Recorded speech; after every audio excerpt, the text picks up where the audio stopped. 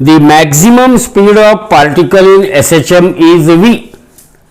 V max is always equal to what? A omega, and here V max is given as V. So, V is equal to A omega. The average speed is, so we are interested in finding the average speed. Average speed is nothing but what? Distance upon time. Distance travelled upon time taken. Distance travelled upon time taken.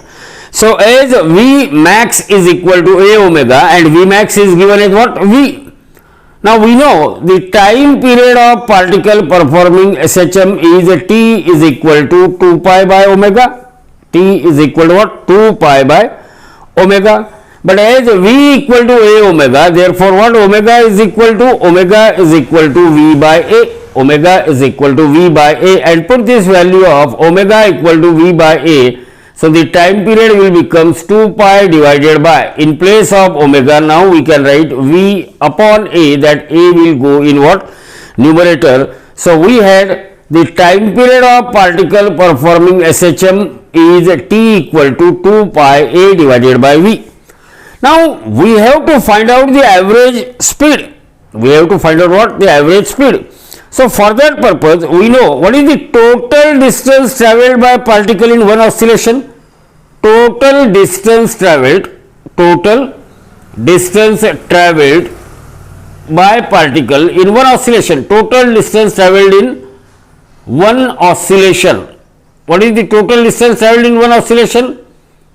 It is equal to 4 times the amplitude of oscillation. Let A is the amplitude of oscillation.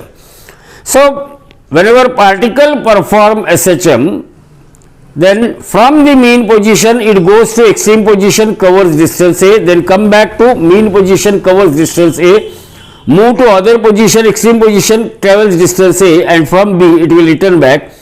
Means total distance travelled in one oscillation is equal to 4A. Now, we know the distance. So, the average speed is equal to V average is equal to distance travelled. V average is equal to what? Distance travelled upon time taken.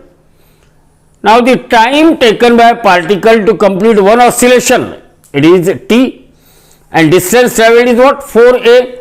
So, this is equal to 4A divided by that time period T, or V average is equal to 4A divided by, now in place of time T we can write 2 pi A upon V. Now, it goes in numerator. So, this A get cancelled with A, 2 1s are 2, 2 2s are 4. So, this is 2V divided by pi, 2V divided by pi.